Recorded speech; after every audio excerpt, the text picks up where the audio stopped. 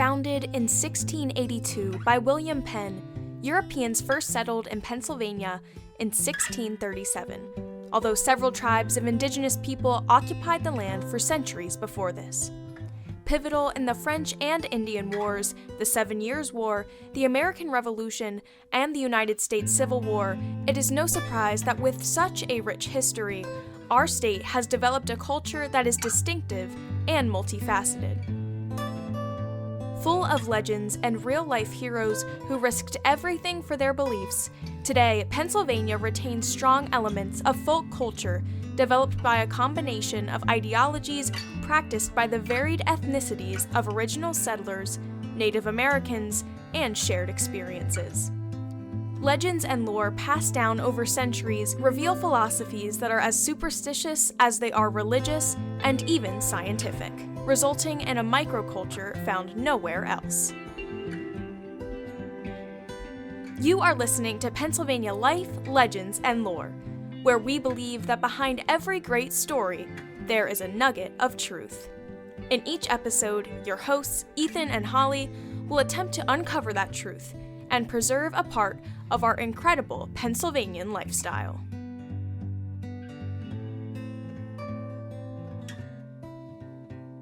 Hey guys, and welcome back to Pennsylvania Life, Legend, and Lore. So today we are going to review part 2 of the Alvira bunkers. And in this part, we are going to discuss if you guys ever wanted to go out to the bunkers or just see them, some tips and tricks for exploring those. So today, all the bunkers are all that remain of the Pennsylvania Ordnance Works, a World War II era military depot that obliterated the town of Alvira in 1942. Although gradually being reclaimed by nature, these concrete igloos that are nearly 80 years old, they have fared remarkably on the inside, and they lay hidden in the woods of the state game lands 252, which is just a few miles south of Williamsport. So easy to access from our area, and just a part of history that, you know, we can go and see relatively easily. Mm-hmm. If I remember correctly, I'm pretty sure you can drive right up to the bunkers. I've been back there a couple times to fish, and it's been a couple of years, but if I remember correctly, you can park pretty much right at one or two of them and get out and walk right into them. So not all of them may be easily accessed. No. But some of them can be. Now, if you stay on the road that takes you back to them, you literally drive within 5 feet of one. Okay, so Ethan, tell me, where exactly are they located? I haven't been back there for a couple of years. I don't remember. You're such a smarty pants. So the Alvira bunkers can be found just west of Route 15 near Allenwood in Union County, Pennsylvania.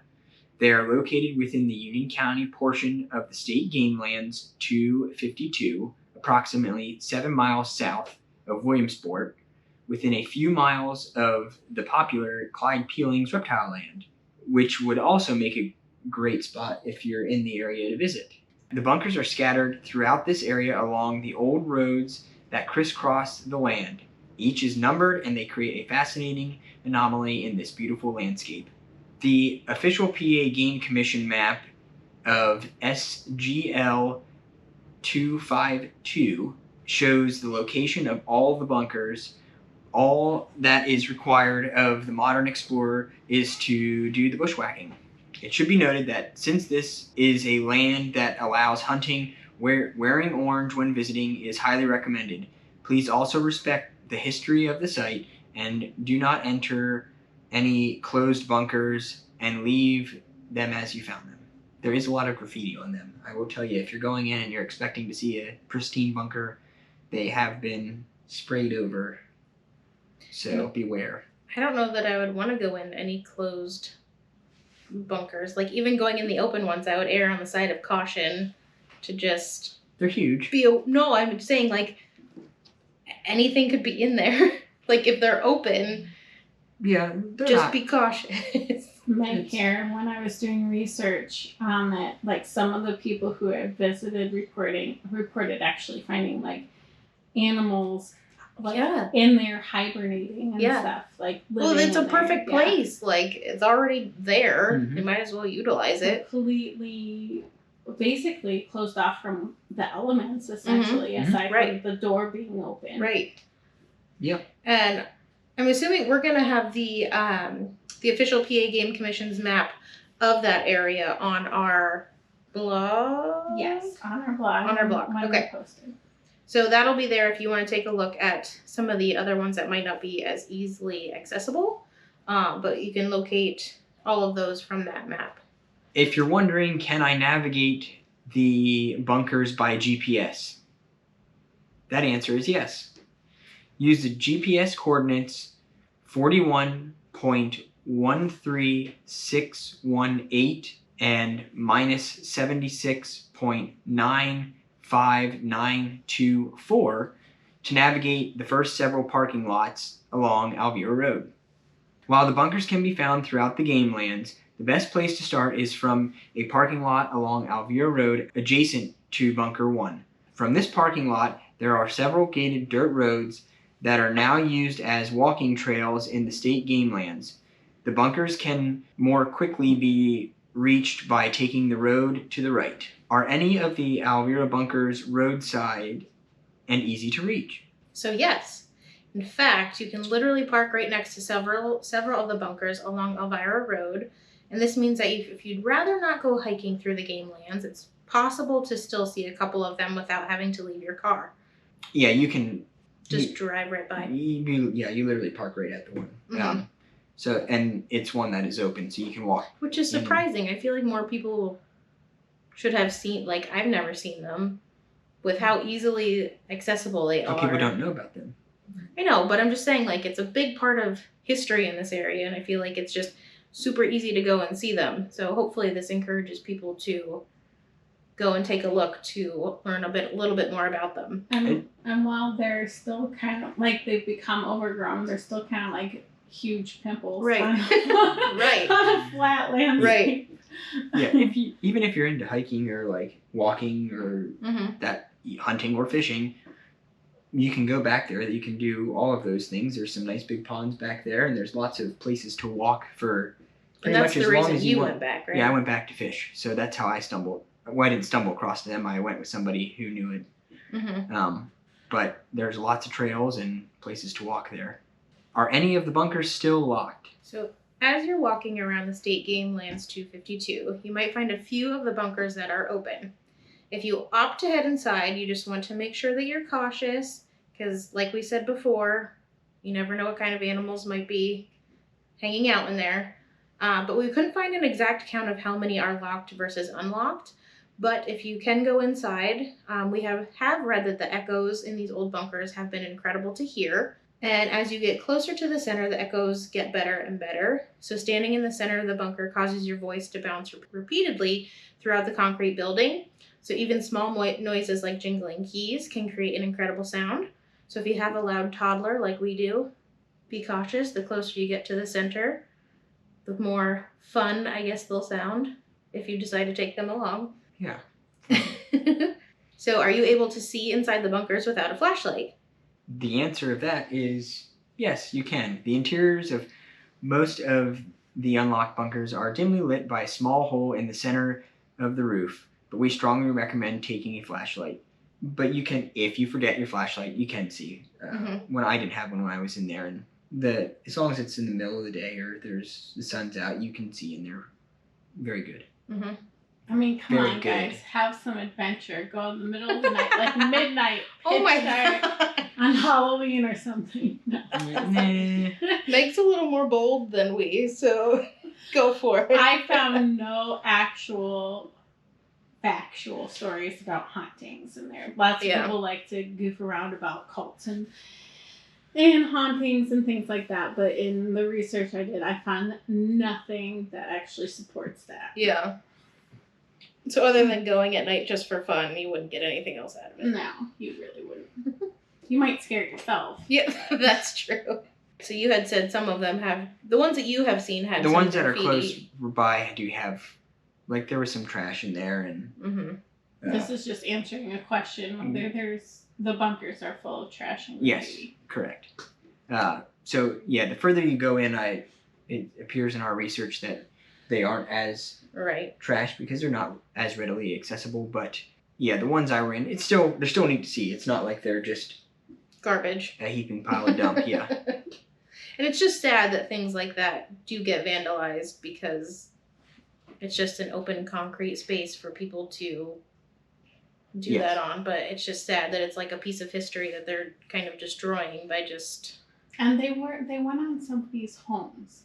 Mhm. Like the whole place was built on Right. people's homes and Mhm. like livelihoods. Yep. And so yeah, it's sad. It is very sad. What else is there to see at Alvira? So there are several cemeteries that still stand on the game lands, which include many Revolutionary and Civil War era graves. And after exploring the bunkers, if you don't leave the area, instead you just follow the Alvira Road to the southeast, that's when you'll hit those. The road continues for about 1.5 miles, passing additional bunkers and a small cemetery before ending at a gate. The land just beyond this gate is the Allenwood Federal Prison, but this area is still part of the state game lands. And at the end of the road, you'll notice a trail leading off to the left as you face the end of the road. It'll be off to your left. And this trail leads a short distance back to the original cemetery for the community of Alvira. And this is a fascinating cemetery to walk around, and it is obvious that people still come to care for it. And nevertheless, many of the gravestones have been toppled and other are difficult to read. The old Alvira Cemetery sits near the end of Alvira Road, and still some of the graves are quite interesting, including 2 men of the same last name that likely died in the Civil War, and a plaque that denotes the injuries of another man. The ruins of the old water pump house that used to supply water to the ordnance works can be found on Fritz Station Road, which is along the Susquehanna River. So you don't just have to make a trip up to go see the bunkers. There's some other cool, fun things that you can see that are historical up there. Or like we said earlier, there's also Reptile Land if you do take your kiddos along and want to stop there too. So a little bit of stuff for everybody. And if you plan to explore the bunkers, just some tips. Again, it is state game lands, so it's not a bad idea to always at least take blaze orange with you. If it's not a hunting season, still wear brighter or easily visible clothing. If it is, I would definitely wear blaze orange. And make sure you're wearing longer pants and not shorts, because the vegetation is overgrown. There are walking paths, but it's still... You're still walking through the thick brush and things like that. Yes, it is still... The weeds and stuff are encroaching onto the walking path, so it is thick. And then if you plan to go back further. Yeah. If you plan to go back in further, yes. You want to take a compass or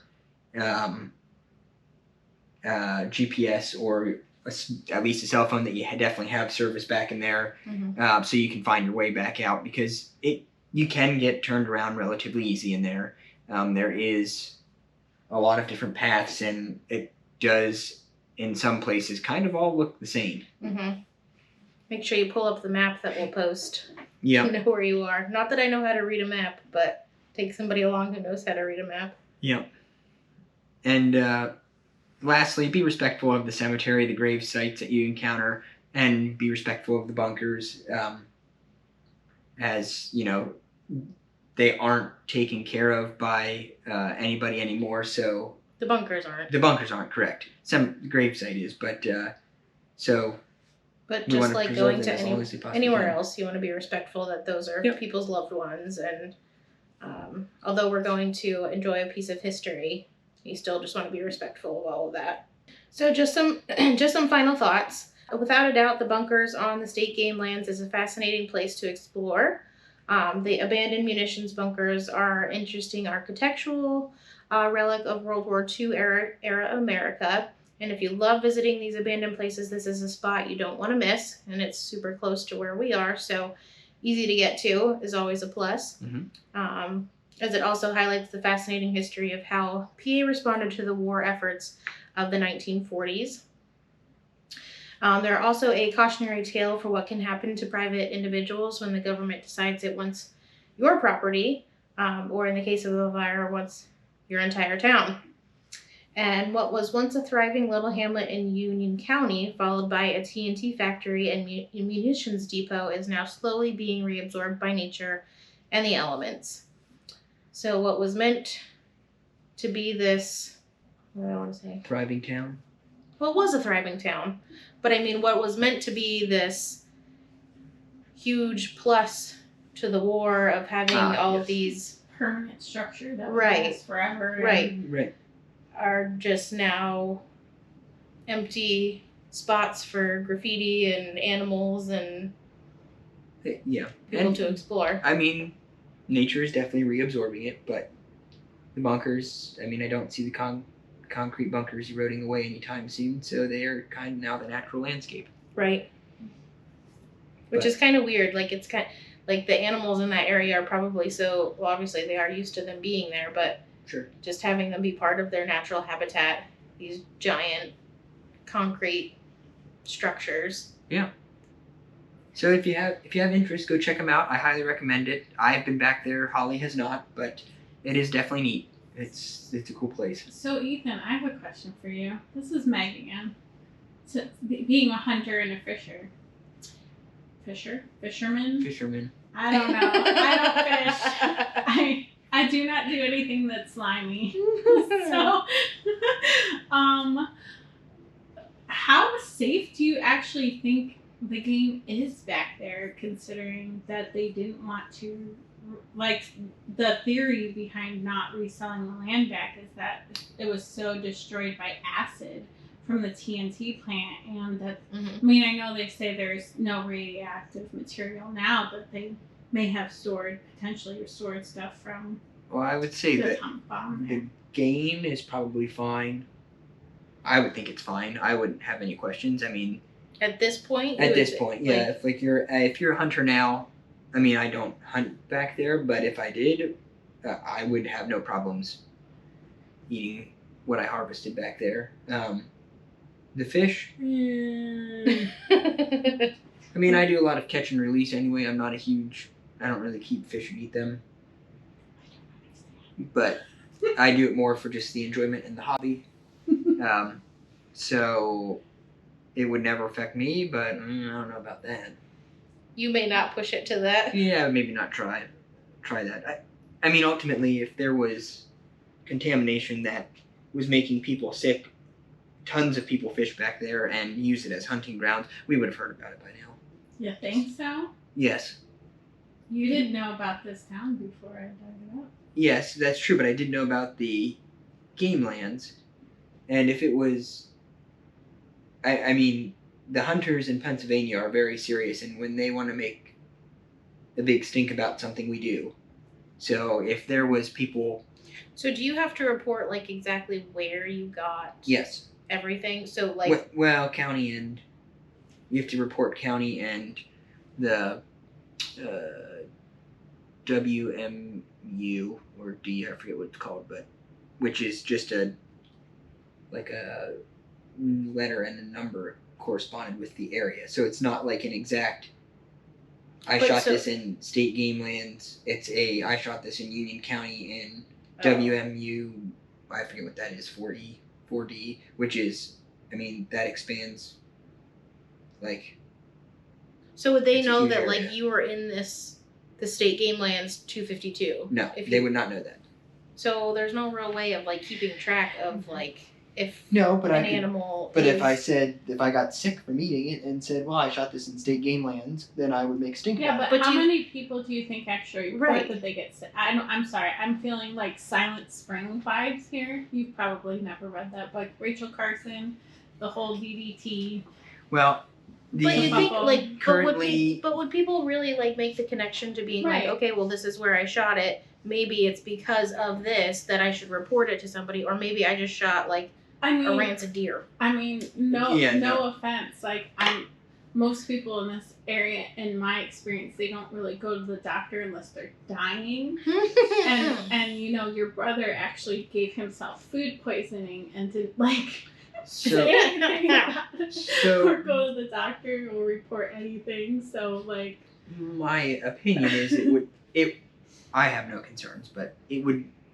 Is that just because like long enough time has gone past? I mean, I would think that. Do you know that though? What's the half-life of the acid that they use there? Correct.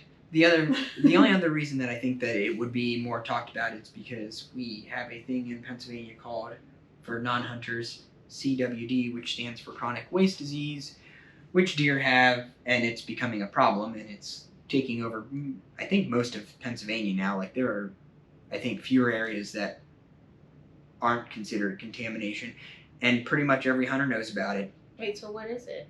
It's a disease that, like, attacks deer's brain.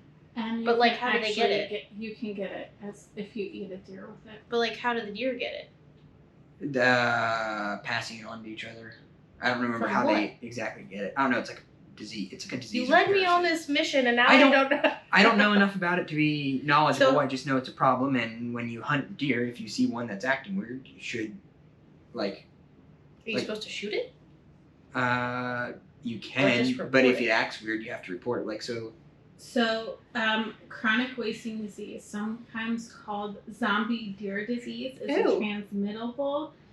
I'm not going to try to use the medical terminology, but the abbreviation is TSE. It affects deer, and it's caused by misfolded proteins called prions, and it's in the similar family of diseases such as mad cow and cattle.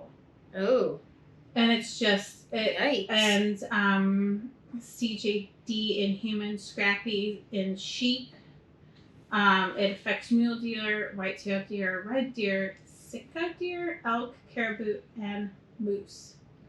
Oh, goodness. It's not like you have to be cautious eating it, but they do tell you, like, if you can't tell, like, if a deer's had it and it's not like showing.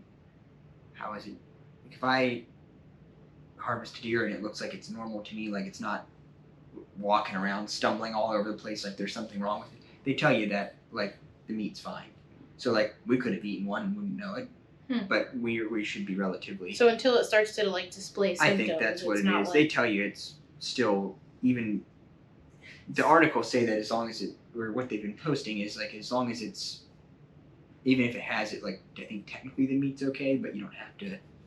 So is that like if you were to eat the meat, like if it wasn't cooked properly, or even if it's cooked properly, that meat is still. I think there was some considered contaminated. Yeah, it's contaminated. It is contaminated, but I think the general consensus of doctors is that it is not. The actual, like, CWD is not harmful to humans that they have been able to prove at this point. That was my understanding. I don't know if that's correct, but no, I don't know. My dad's a retired doctor, and he always is always nervous about the deer I eat now, which I don't eat as much because apparently after I had my second kid, I didn't like venison anymore. It just didn't taste right. But he's always like, be careful because you can get this. I think they're pretty easy to tell what. I don't know. Which deer, like, are. Yeah, because I think it eats away at, like. Have you ever seen a deer that, like, has been. No. I've seen videos of them and they look like.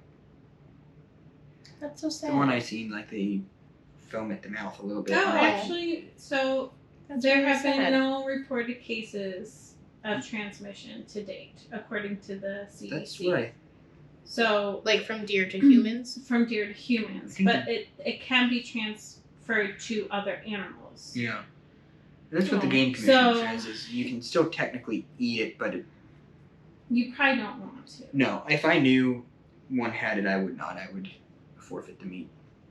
So, and you have to, like, send it away. So is it, like, humane of you to still, you just, like, shoot it to, like, kind of put it out of its misery, and then you just kind of turn it into the Game Commission? They tell you to. You're supposed to. They have, like, drop boxes and stuff for, like, you're supposed to turn in. So do you have to tag that one? Yes.